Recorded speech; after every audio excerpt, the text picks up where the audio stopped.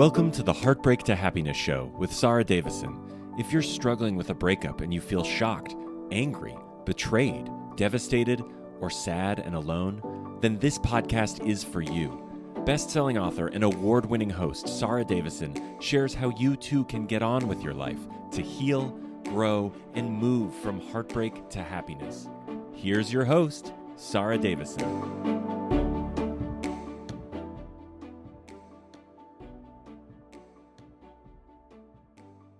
Welcome back to the show. And today, my guest is James Hayhurst. James is the founder of the Positive Parenting Alliance and creator of The Parent's Promise. Having seen up close the multitude of issues in the family courts and the scale and numbers of children affected, James wanted to begin a new conversation about separation.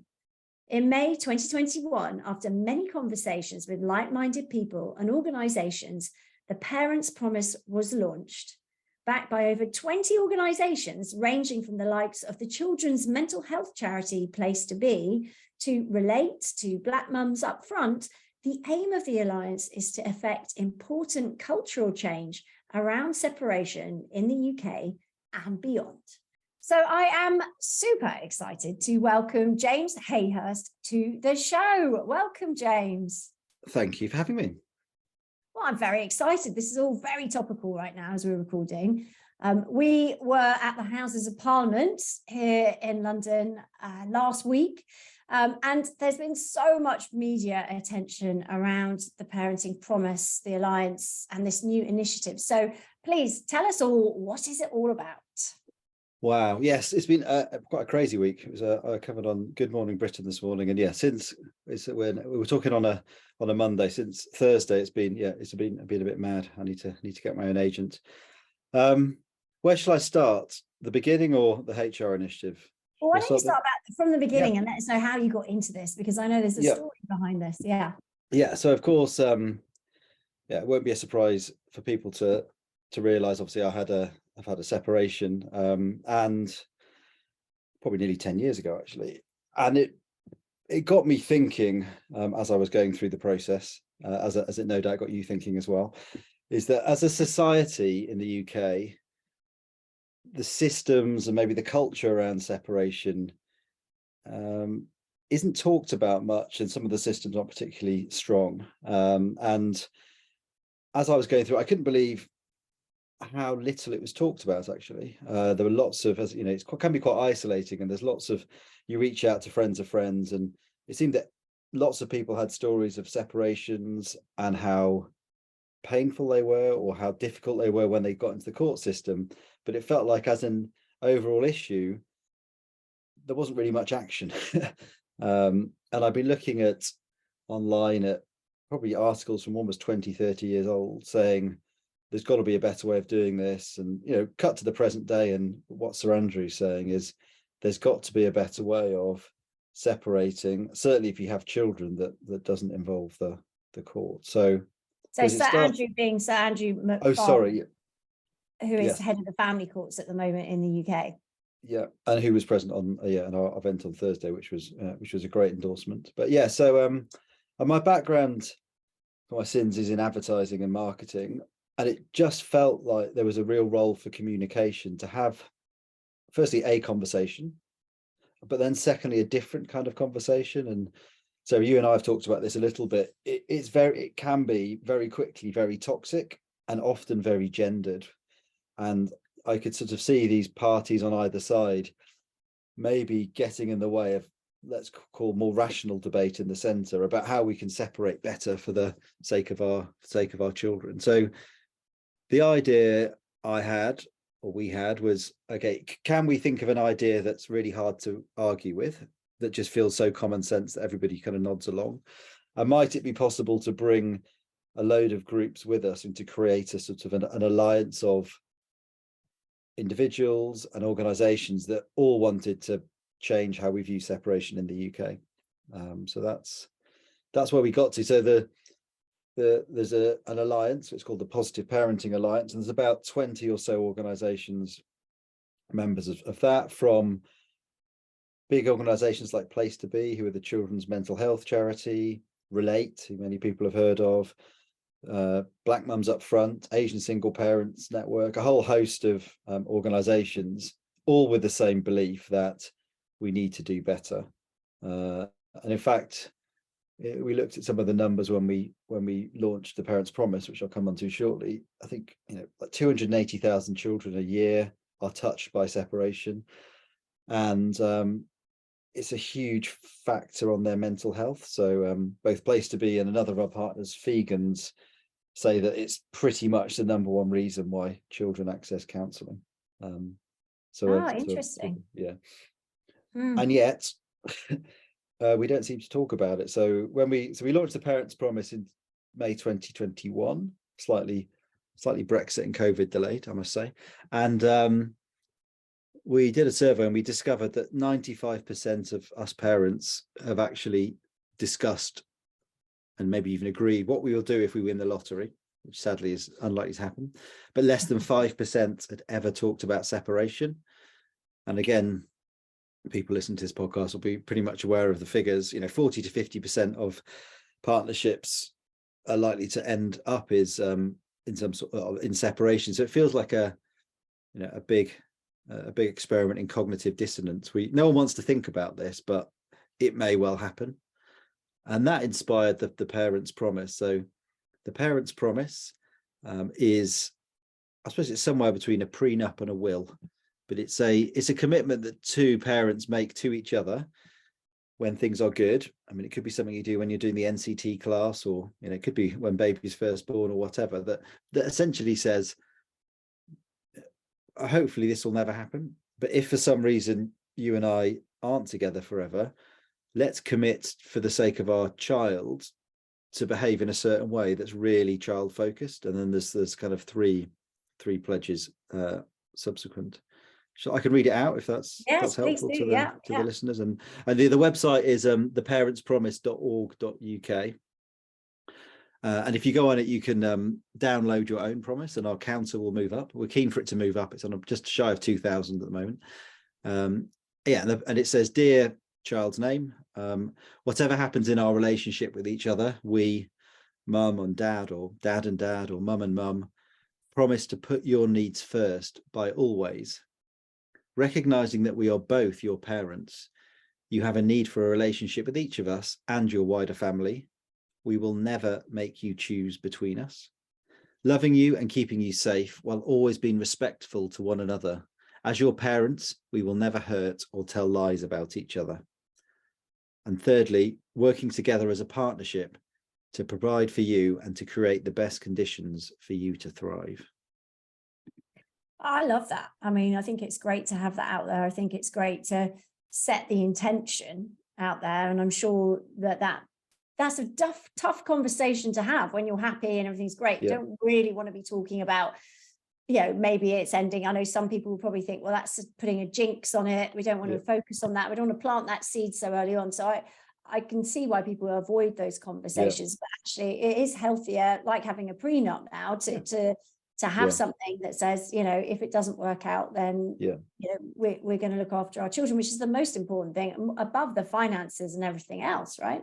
Exactly. And it's sort of, I suppose it frames it, doesn't it? So it's something that you can have the conversation assuming it'll never happen, but it just level sets. And I'm sure you're aware of stories where things have got not really quite bad in family court or whatever, which which is something. James. Yeah, exactly. You're very aware. So the idea is that there's just an anchor point where you say, look, we talked about this 20 years ago, and we know this is the best for our children. It's pretty simple, isn't it? Spend lots of time with everybody, because your children, however imperfect we are, safeguarding notwithstanding, and we're all imperfect as parents, your kids need you. And then be nice to each other, especially in front of the kids. That's not too hard, or it shouldn't be. And the third one I think is really important is sometimes people ostensibly separate well, but that involves like never speaking to each other. So you're not actually, children are probably the definition of dynamic. Things will happen. They're going to need the right conditions around them to thrive, and that involves the parents talking to each other and adapting to that. You can't really do that over one text every 6 months. So No. It's kind of a nice way of saying it's really the adults that need to grow up, isn't it? Yeah. And I think in healthy relationships, obviously that can work. Although quite often, do you actually think this is going to stop people from doing some of the things that you and I know about and I see every day with the toxic family court system that we have? Do you think it will reduce any of that damage done? Yeah, I think the idea is a grand aim to change culture is to make steps, and obviously we made a second step this week. I suppose I envisioned a society where it's not acceptable, and society makes quite big leaps quite quickly. I'm not saying this is easy, but one thing I often reflect on is say bullying. So I was a child of the 80s, and bullying was kind of tolerated. I think there was, that rhyme, sticks and stones will break your bones, but names will never hurt you. And and I think now, looking at school from the vantage point of being a parent, I think a lot has changed. Now it's not perfect, but I think everyone's aware of the real damage that's done by bullying. And I think this is a big education job. There's that I don't think as a society we understand the damage we do to our kids. So therefore, we see this on TV dramas all the time. It's like normal for mum and dad to end up in court, and the kids should just get over it and through it. So I think if we can start to educate parents that it's damaging their kids, I think they will change their behavior. It's a long job to, to get that message across. But in the ideal, I was thinking, how would I know we got there? Because I think social change is quite powerful. The peer effect is quite powerful. I know you see this with celebs, don't you? To separate, and someone on Twitter saying, don't let him or her see the effing kids for whatever's happened. That should now just be seen as unacceptable. It doesn't really matter what safeguarding notwithstanding, what anybody's done, because we've all made mistakes. Your kids are not a weapon that you can use. And what you want really is when people get married, they have their friends and family around them, and we make registry office or church make vows, don't we, to support each other. You sort of want the social groups to support the two separating people, and to not split off into groups that hate each other, but to say, look, okay, this isn't great, but for the sake of your two children, he may have done this or she may have done that, or maybe that's not fair, but sometimes life's not fair, and your kids need you and the other half to work together, I suppose. Absolutely. I mean, doing the right thing by the kids has got to be the most important thing. And it's not usually the easiest thing, especially if someone's cheated or being disloyal or unfaithful. There's so many things there, disrespectful, unkind. It's very hard in some cases. Hi, it's Sara Davison here, the divorce coach. I hope you're enjoying this episode of Heartbreak to Happiness. I just wanted to let you know about a free gift I've got for you, which I know will help you if you're struggling with your breakup or divorce right now.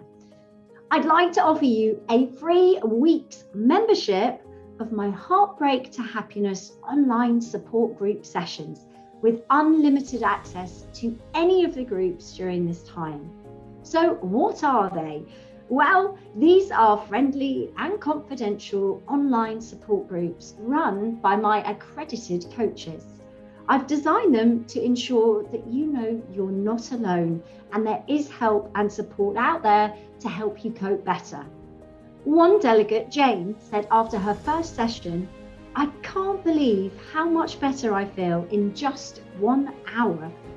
Another delegate, Wendy, said, "My friends and family are so fed up of hearing me talk about this, and now I finally feel like I've found my tribe." I've designed these sessions so you'll meet other people going through similar situations, and you'll be able to share your story in a safe space. My specialist coaches are all trained personally by me and are there to offer support and help to enable you to dial down those negative emotions and let go of your ex. So I wanted to make a special offer to all my podcast listeners, which is a 3 weeks access to this unique support.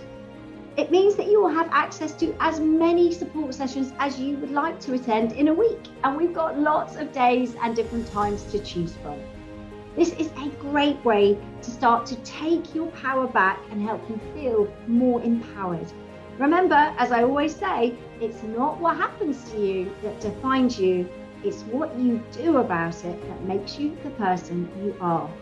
So sign up now at www.saradavison.com/support group. That's saradavison.com/support group to claim your free gift and to move from your heartbreak to happiness.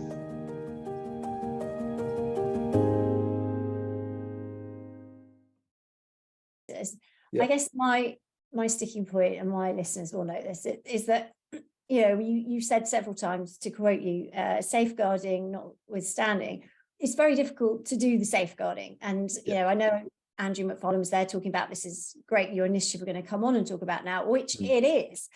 But I think there's obviously a lot of change needed in the family court, just because sometimes it's not safe for kids. And again, if the system isn't there, or there's no education on what is domestic abuse and how can you identify it and spot it, and you don't have the experts in that system, then that's where this whole thing falls down, because you can't rely on it to be safe. And so therefore the safeguarding, you know, of course, needs to come into consideration, as you've said, and I've heard lots of people say that, and obviously that's the case. But if that system isn't there for safeguarding that's robust, then, you know, we've got a problem. But that's a side point. But I fully agree. I fully agree with that, and it links to the story, because there's not only is there not that, there's lots of other things. I mean, it just doesn't work, and I mean that, you know, and it fails loads of in different situations, and I think it fails those most in need. Yeah. Why we didn't start there is it's too difficult to change it. It shouldn't be, because I think the changes actually would be fairly on paper sort of fairly clear. But again, that's what inspired us. We tried to, again, probably the advertising background is because I'd seen lots of people talking about this for 30 years, but politics is slow. So maybe if we started to change culture and do things that are easier to do, then maybe that will flip the system. And if people's constituents are saying this isn't right, is it? Then maybe they'll, you know, absolutely, there'll be some change. But, I know lofty ambition, but I fully agree. Yeah. So tell us about the new initiative that I was there with you in Parliament last Thursday in London. We launched this idea, and it was backed by some huge big brands. So tell us about this. Yeah, so it was a really exciting day. And the second idea, again along this line of how do we change culture, is we thought businesses could be really powerful. So I've worked at obviously some advertising agencies, and I was also a Unilever, who are a great employer, and they can make a lot of change quite quickly. And there are a couple of things. The idea that we had was, can we recognise separation as a sort of quote unquote life event? Because there's lots of things that HR departments help you with, and it's in your interest and their interest that they do this. But there seemed to be quite a big blind spot, talking about the numbers that we mentioned earlier in terms of numbers of separations, that whilst lots of companies, if you ask the right person, would help you through, it wasn't categorized as sort of a sub area. So we wanted to change that and to get businesses to recognize it as an event. And then what does that mean? It means a few things, I suppose. It means pointing people to policy areas that are relevant, and employers will have sort of different commitments, but flexible working is an important area, and so much easier post the pandemic. Again, as you and I sort of both know, if you need to reconfigure your life, which you do, and if you're going to do it well and together, ideally you and your ex are both at companies that have signed this new policy, and you're able to, for a few months while things just, one of you picks up the kids on Wednesday, and you're able to work with your employer to keep the show on the road. But there's also, potentially emotional support that, a lot of employers obviously have, like kind of booper policies and that kind of stuff. The stuff there, it's pointing them to that, and it's also acknowledging them that it's real and it's a big thing. Sometimes I think we all think it's our fault, and of course maybe part of it is our fault, but here we are. but it's a big thing, and if it's acknowledged, it's just easier to have those conversations. And a key part of a part of the support the Alliance is giving is just a simple signposting to organisations that can help. Because returning to your point from earlier that's come up a couple of times, is as a society, I think we think that if things aren't going well, we need to go to court, and that's probably the worst place to go. Yeah. So if we can educate people that there are, firstly, that we need to separate well, and I suppose coming back to the parents' promise, if we can, as a society, praise those that separate well, and to your point, it's hard, but if you do it, then we should hold you up in high regard. If employers are starting to point people in the right direction, hopefully they'll head off on the right path and hopefully stay on it, rather than, so often people just end up very quickly lawyering up and I do agree with you. I think people do think that, we're getting divorced, then we're going to get lawyers. Yeah, no, obviously in some cases that is the case, but it doesn't have to be that way, especially with online divorce and no fault divorce. There's so many things that have come out in the last few years that are going to make such a big difference. Obviously they don't work for everyone, but they work for a lot of people. And I think I just find it staggering that employers now in the big brands, like they had there at your event, you've got some huge supporters. We had Barclays and Asda and NatWest and Accenture and Unilever. Like you said, it was huge following. But don't you find it interesting, James, that there's help for everything? So, there's help for the menopause at work now, usually, transitioning as well, which is obviously a very small group of people. They all need support. Obviously, that's a great thing to have. But heartbreak, which is what we're talking about, and any kind of breakup, and including divorce, obviously, heartbreak happens to every single person on the planet at least once, and that's just if you're lucky, right? Most of us have taken a few heartbreaks in our time, and but there is no support. I mean, there's sort of traditional therapy or counselling, but they're not specific to recovery. They're not specific to that. Yet there's nowhere to go. There's no help. So I guess a lot of us talk to our friends, don't we? We talk to our family, and I see this a lot with my clients and my coaches' clients. So we see that people just don't know who to go to. And when they find us, they're like, oh my goodness, if I'd have known about this before, it would have really helped me because we're specific. But it's just crazy that there hasn't been for employers anything like that for people. Don't you think that's crazy? No, I do. And it was good. Well, good for us in that it was an relatively easy thing to get over the line. So I mean, it's probably worth mentioning the employers that came on board from the start, because it's a great thing they've done that. But we had a support of an MP, and we got in touch with who we could get in touch with, and pretty much all the conversations were, to your point, oh, this is a good idea. I can't believe we don't do it. There was very little resistance. Obviously, these large, companies have lots of kind of red tape. I suppose it takes a long time for things to get through, but it was brilliant, the enthusiasm that they all had. And I think it helps that Siobhan Bailey, the MP, was backing it. Obviously, she's amazing, great energy. And just to have that government backing does, the brands want to be part of that as well as their own PR.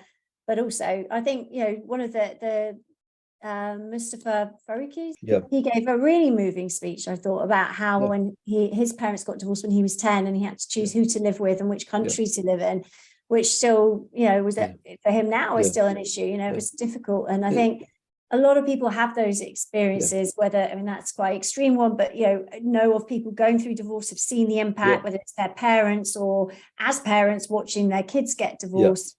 So it's something that touches all of us. Oh yeah, it's intergenerational. And which is a reminder that there's been some slight dumbing down of the press in the last day or two.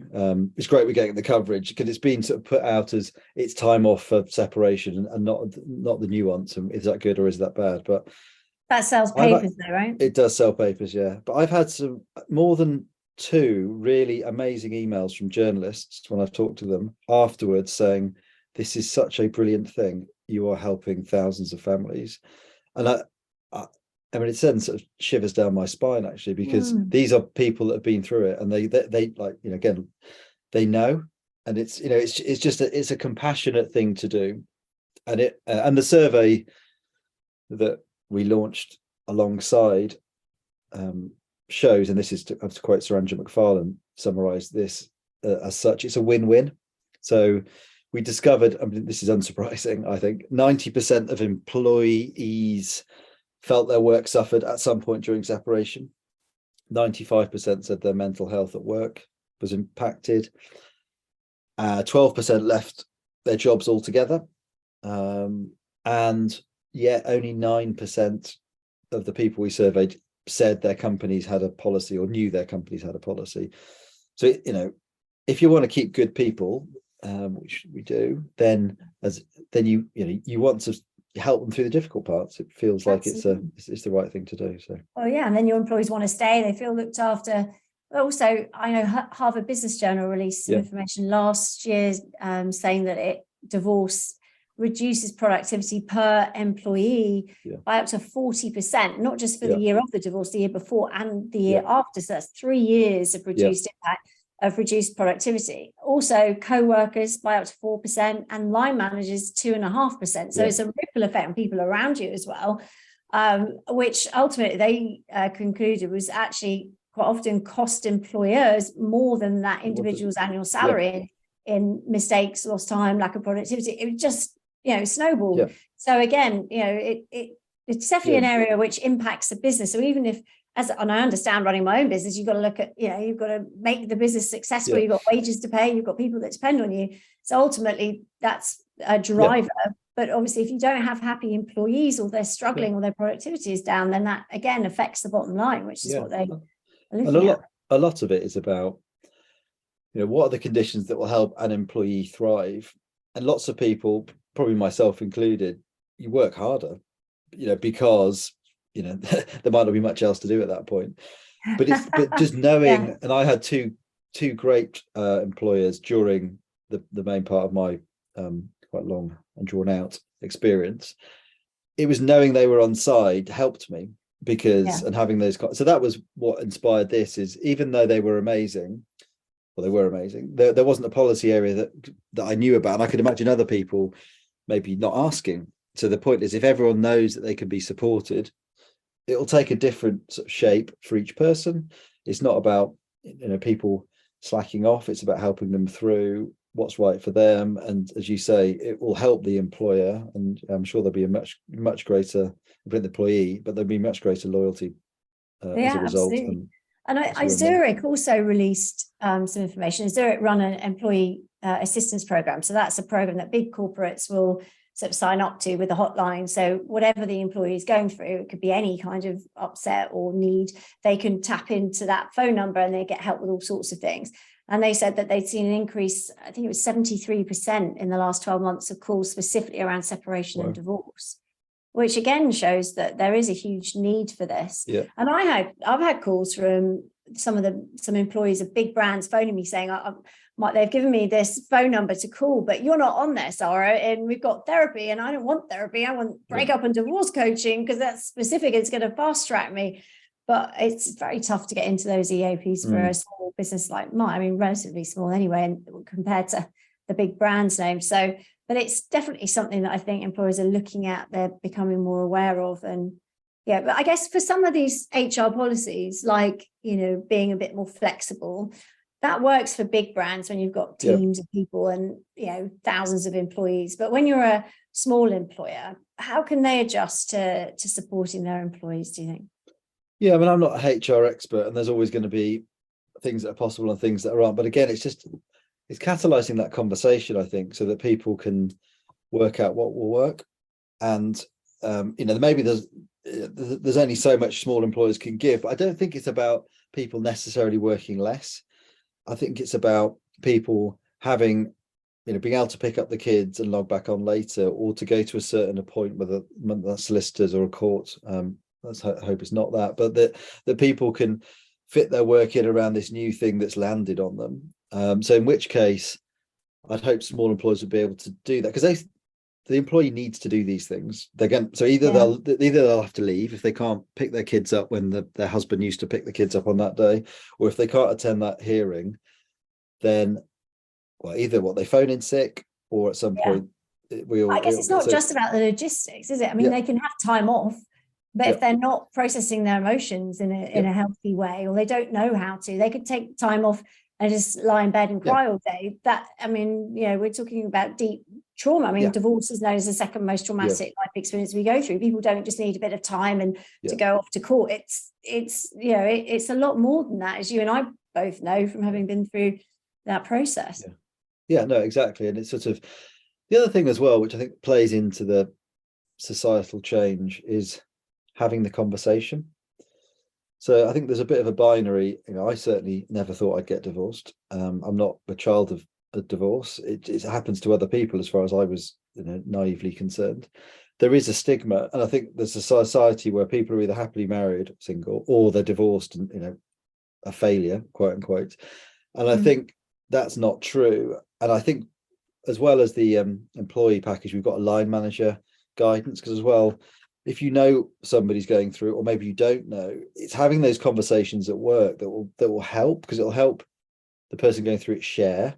It'll help the other people know what's going on, within bounds. It's just all about having more communication so that people don't feel so isolated, I think. Yeah, I think it's turning something that's a lot of people find very awkward. Where you might be really in HR, but talking to someone who's crying in front of you, saying, this has happened, my partner's left me and I'm devastated and I don't know how I'm going to cope.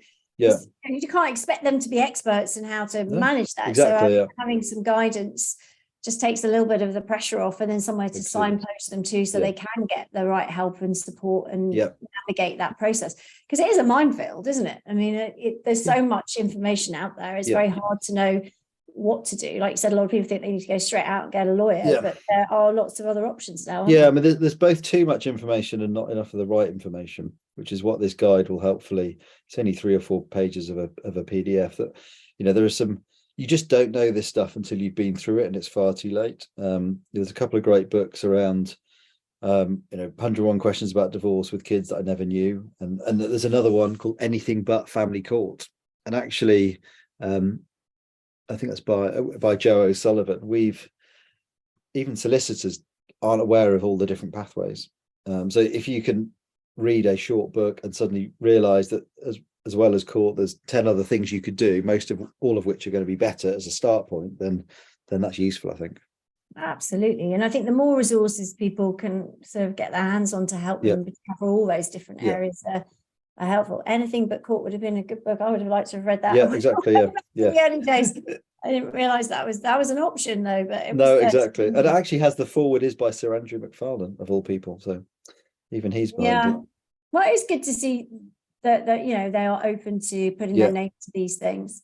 I mean, at least there's some positive steps moving forward. But obviously there's a lot of work to be done actually in the family courts, helping the family courts to improve. So it'd be nice to see some more work on that front. But I know there's so many hurdles with that. But I mean, I'm for you to have done this, James, and to turn this pain that you went through personally and your experience of it all into something that's really helping so many people must be so rewarding for you and your team as well. No, it's sort of I don't.